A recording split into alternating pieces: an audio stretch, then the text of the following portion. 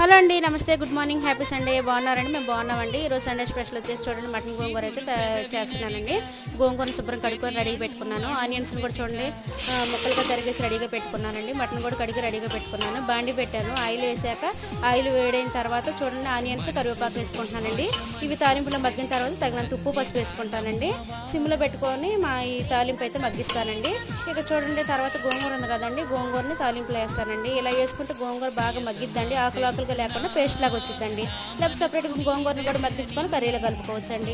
ఇంకో గోంగూర మగ్గిందండి, మటన్ అయితే వేసానండి. కలుపుకొని ఒక 10 నిమిషాలు సిమ్లో పెట్టి కూర అయితే ఉడికించుకోవాలండి. చూడండి ఇలా ఉడుకుతున్నప్పుడు అల్లం వెల్లుల్లి పేస్ట్ ఫ్రెష్గా దంచుకొని వేసుకోండి. కర్రీ చాలా బాగుంటుందండి, టేస్ట్ వచ్చింది, మంచి స్మెల్ అయితే వచ్చిందండి. చూడండి అల్లం వెల్లుల్లి పేస్ట్ దంచి కర్రీలో వేసుకున్నానండి. ఇంకా కర్రీ అవుతున్నా అనుకున్నప్పుడు కారం వేసుకుంటాను తగినంత. కారం వేసి ఒక 5 మినిట్స్ మూత పెడతానండి. ఫైనల్గా మసాలా పౌడర్ వేస్తానండి. మా కర్రీ రెడీ అండి, mutton gongura curry. Okay friends, bye friends, bye.